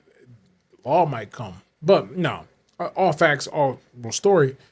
But you tell it in a way that gets people interested Yeah. and keeps them reading along. Because look, I'm lucky. I got when I got signed to Portfolio, they were doing this program where they were matching up and coming authors or debut authors with their first published book with like seasoned veterans in different genres, so there was not like competition or anything like that. But then you got to sit there and pick their brains. And I got paired with Seth Godin. Seth Godin wrote like the Dip and Purple Cow. So he's this marketing genius. And Seth gave me some gems. And one of the things he told me, he's like, look, you're gonna have to accept that, of the thousand, let's say 1,000 people buy your book, 900 of them ain't even gonna read it. They're just buying it to support you. And of the 100 that are left, 90 of them aren't gonna make it past the first 3 chapters. And of the 10 that are left, 9 of them they're gonna make it through the book and feel mad about it. They might love it, they might hate it, but they are just they're not gonna react overwhelmingly enthusiastically to it. But that's the one you want to read, because that's the one that's gonna rave about your book to people. So I wrote, he's like, write with that guy in mind and just keep trying to find that guy. So most people ain't gonna finish a book, man. It's books, man. People competing with TikTok and shit today, man. Like, because that's what the author is competing against. I ain't competing against David Goggins' book, who is a book that I looked at and used as a comp title in my book proposal. A comp title is when you're putting together your proposal for a book, you want to show what books are like yours in the market, so the publisher can see, okay, there's a place for this. And we can see how it will do based on other books like this or an author with your background sort of do. So I use David Goggins' book as a comp title. But he ain't my competition. My competition is this damn CEO that got caught cheating on his wife at the Coldplay concert and all the memes going on around that. That's my competition. Yeah. My competition is the next crypto bull run. That's my competition. Books ain't competing with other books. Right. Because people that buy books tend to buy a lot of books. That's one of the reasons why authors are very generous with the help. Because anybody who knows even a little bit about the business knows, look, if your book sells and I help you, there's a good chance they're going to buy my book somehow. It's not an either or for people who buy books. That's why you ever see that joke like about people ordering books on Amazon when they got a bunch of books they ain't even finished reading yet? Yes. Yeah, no one's worried about other authors. No, authors aren't worried about other authors. They're worried about that YouTube channel, the guru that just got exposed. Yeah. Because people stop, and especially with nonfiction. Nonfiction is mostly read by men. It's a hard audience, or not hard audience to reach, but it's an audience that no one really caters to. The publishing industry is like overwhelmingly, and I just say this as a demographic marker, not with any type of feeling towards it. It's overwhelmingly upper middle class, well educated white women.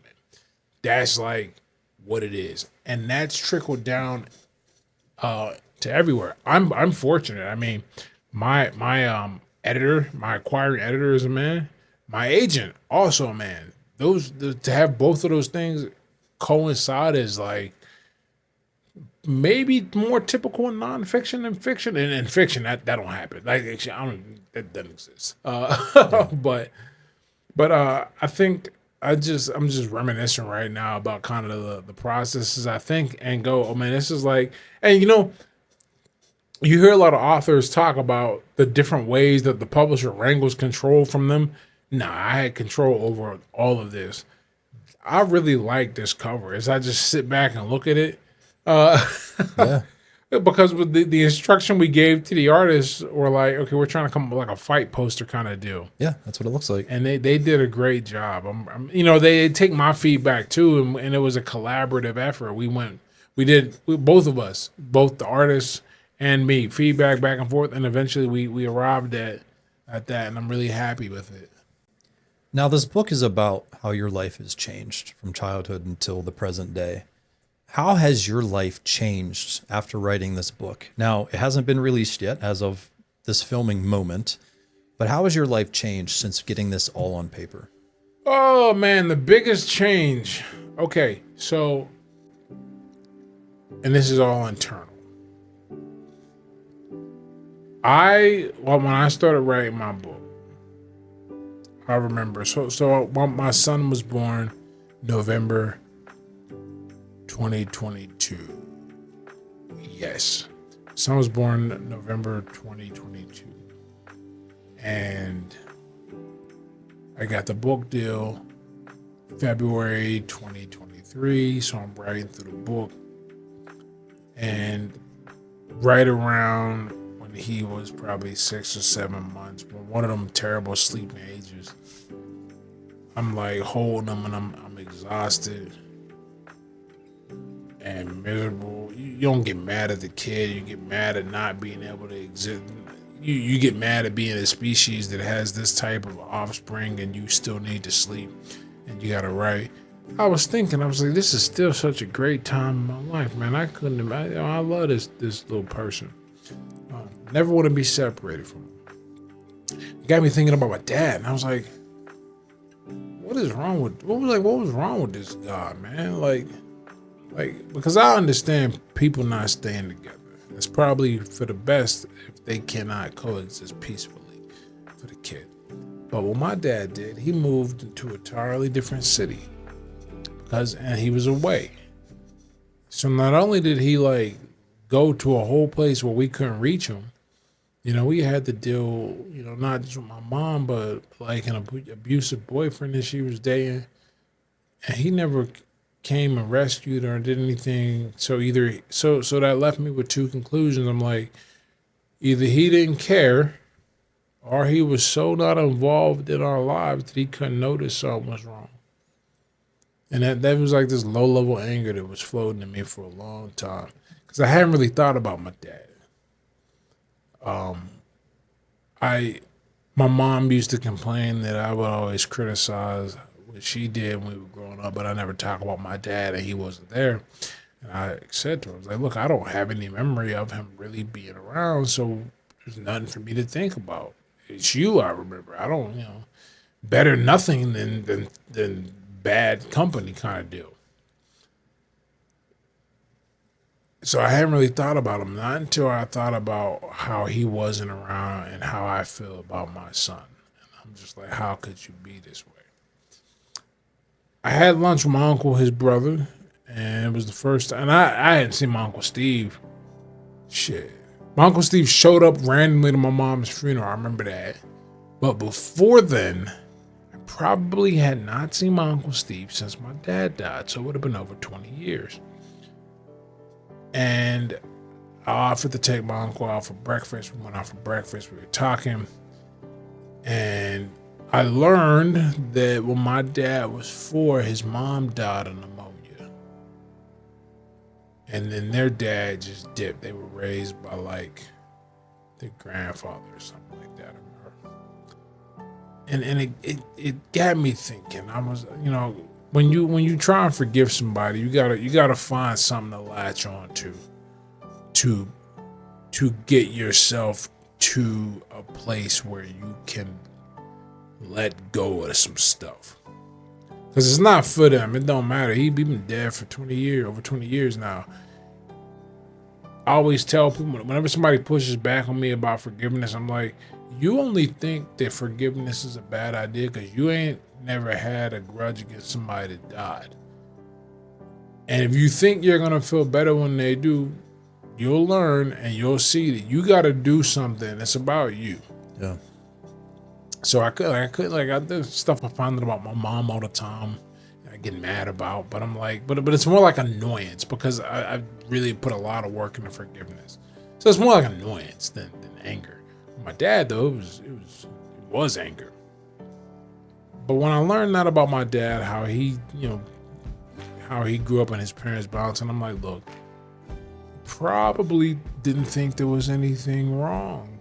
In fact, he probably thought his presence in my life was a vast improvement. He probably thought he was doing much better. Yeah. That's how I worked through it. So that's the biggest change, that I've had to think about my dad a bit more. Because writing the book, especially the first third, I had to go visit some memories that I had not even, stuff that I just hadn't thought about or dealt with for a long time. In the first draft, that's when I remembered about that, that kid getting hit with the car that I watched. And it's not that I forgot. You'll never forget that. Apparently, your brain will like make sure you don't have to process it. But like, there's this great book called The Body Keeps Score. You don't forget shit that happened. It's there. You can block it as long as you want, but eventually it's going to come out and you're going to have to deal with it. Just lays dormant for a while until something triggers that, right? Yeah, very much so. So that's really a big change there. As far as like, some positive things that have happened since the book, was written. I don't know if anything like majorly positive has happened. I mean, I fought again. This book helped me. This book was like, you know what, you got to fight again. Why would you not fight? Are you stupid? Like the book is called Hard Lessons from the Hurt Business, and you're in great shape. And that pushed me, and that was cool. Like, it was really great to know that I can do that, and I had thought about it for a little while. So I'll continue to fight it. There's another show, our mutual friend Bill Hutchinson, he's having another show in November. Not fighting on that one. I guess just I would love to, but between book launching and some speaking engagements, and then we'll be back in Europe for like 2 weeks in October. I'm not gonna be able to train for it. But he said he was gonna possibly do one in February, and yeah, that one will be one to get ready for. Sure. And now it'll be.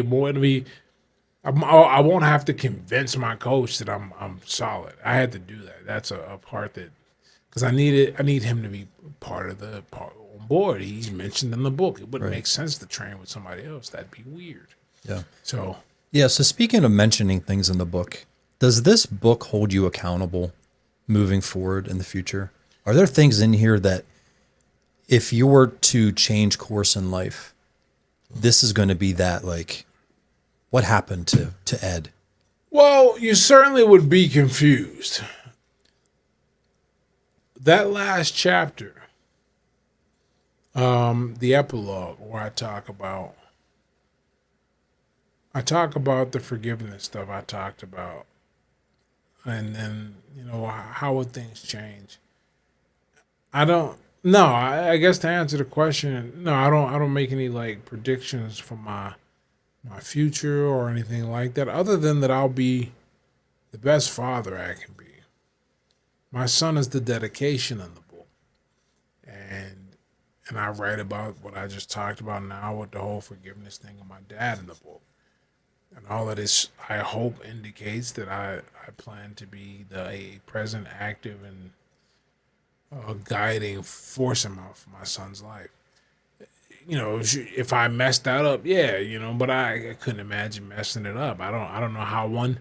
It's weird. Like, it's like part of you. You just like, I don't know how to not care for my kid, right? Like, well, I think it's weird. both. It's part of you, but I think you also don't want to repeat what your father did too. Yeah, that's true too. Because look, I've spent. A buddy of mine said something real interesting one day. He runs a younger than me too. He runs this company, does $1 million or so a year. It's a foreign language company, interestingly enough. And we were talking one day, and he was saying that you got to understand. I was like comparing my position to his, and he's like, you got to understand, you didn't start at the same place in life that I started at. you had to work through a lot more stuff than I did. So I came into the game ahead, or at least ahead of you. And I think about that with my son. Well, he ain't ever gonna have to worry, or he's not gonna have to deal with abandonment issues. He's not gonna have to. I mean, now teenagers do dumb shit all the time, like try alcohol, but apparently not these new teens. But my point is there's a big difference between trying to drink and like being susceptible to alcoholism, and we know from a lot of great research that your susceptibility to addiction is directly influenced by the social support and love you have in your life. It's great experiments, the rat park experiments. They showed this with rats. They also looked at the research or at the not recidivism rates, the relapse rates of the GIs returning from Vietnam who were hooked on heroin in Vietnam because it was so cheap and plentiful over there. We know that when you have a loving support system around you, it's like armor against addiction, and you just can't do it. I got a buddy. He was like, "Man, I smoked crack like 3 times. It's just not for me." And I'm like, "Huh." That's because everybody I know smoked crack. It was like before the pipe hit their lips, man. They were hooked. Turned into a werewolf at midnight and shit like that. That's how it is. But it's that's what I hope happens for my child through this. That I continue to be me, just a better version of me, and really at the end of the day, now that's like it's like what I'll be judged by. Yeah, and that's fine because that's nothing more important. like nothing more important. Everything is like, how can we make sure that you have opportunities and you don't feel like people hate you and life is hard. well, I mean, life should be hard, but like not hard, but challenging. in a sense, I mean, your children are your legacy. Yeah, no, not in a sense, they are. Yeah. If I, one of the things I said, I'm like, because of decisions I made, I get a chance to completely change the course of my bloodline. Like completely. Now, something I'd never really thought about before. I still don't really think about it because it's not innate for me to think in terms of family. I think more in terms of him, and then from there I can go, okay, this guy down the line, who's going to be his kid and so on. So I got to think my way through. It's not like an emotional feeling, but I do know, another favorite saying of mine is, the future is ensured when men who won't get to enjoy the shade plant, seeds of those trees or something to that effect. So, all the stuff I did, by the time I'll get to really know if I did a good job, I might be dead. So I got to hope that I'm doing a good job now and we end up producing a great child. Well, I've known you for 2 hours and 12 minutes, and you seem like a great father, Ed, and I'm sure you're going to continue to be a great father. Now, you got out of drinking, but we have one thing left to do, and we have to arm wrestle. Oh, we got to arm wrestle. Oh, man. I saw this on the shows. Yeah, I bet you did. It's mandatory. You arm wrestle the girls too? Yes. All There's right. only one that I didn't because she suffers from rheumatoid arthritis. So I wasn't going to be a dick and arm wrestle her. Yeah, that's great. It's not cool.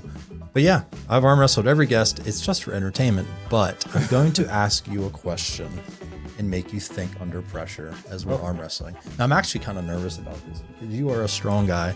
You're a boxer, so you're obviously used to... I'm used to punching people, not arm wrestling. You better not punch me, man. No. All right, you start when you're ready. All right. Go ahead.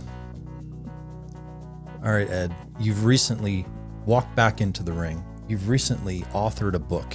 What is left on your bucket list of things you still want to do? I got a fiction. Fiction book? Yeah. You trying? I'm not. I'm trying. You try?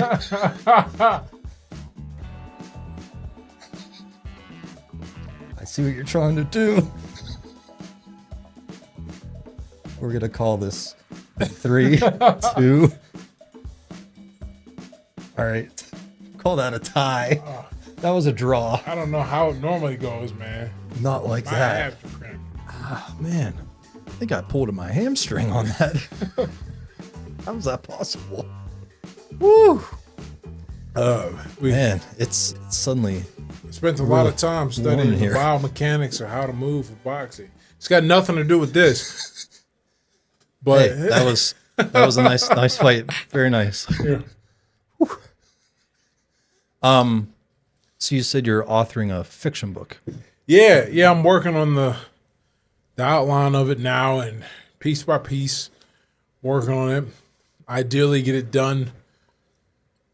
It ain't gonna be done by the end of this year. I mean, but it might. You never know. Hopefully, it's not, because that'll mean that I'm busy the way I think this book should make me busy. The one coming out now, but fiction's always been the dream.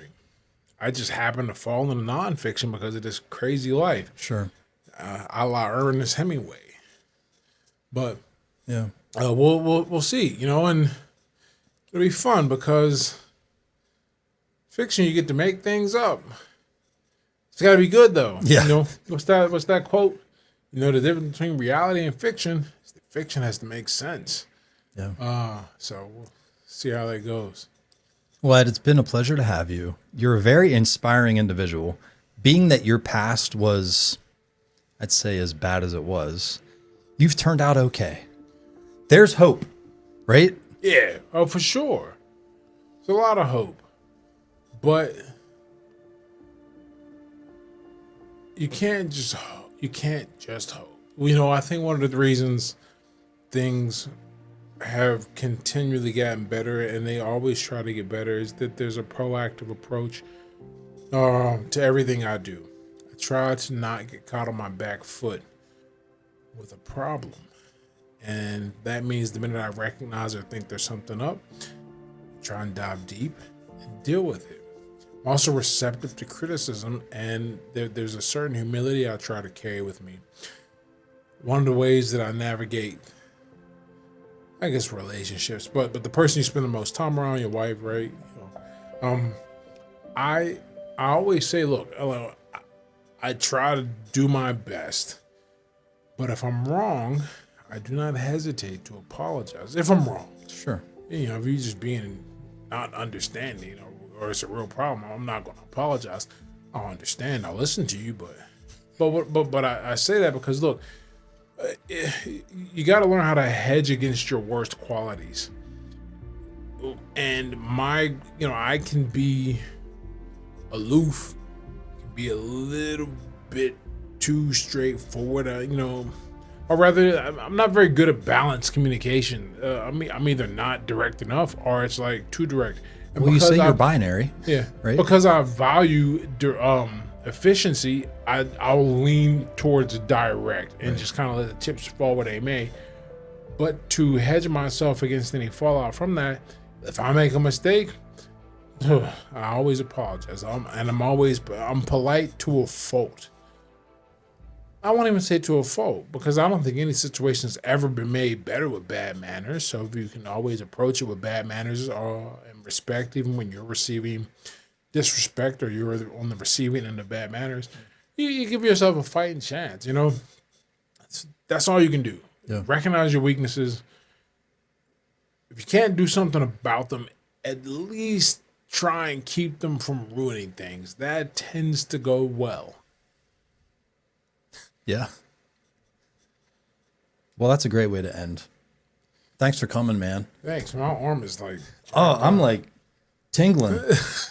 Yeah, I'm screwed for I'm the. not a weak dude. this- Either, man. Like, Yeah, that was very respectable. Watch one of these episodes, like the video, because why wouldn't you? Subscribe to the channel, and I will see you on the next episode of Barbells and Bourbon. Peace. Whew, that was rough. yeah. I don't arm wrestle either. You do it apparently. Well, I only do it on the show. Oh, sorry. It's not like I, practice. Oh, man. That was a lot of fun, man.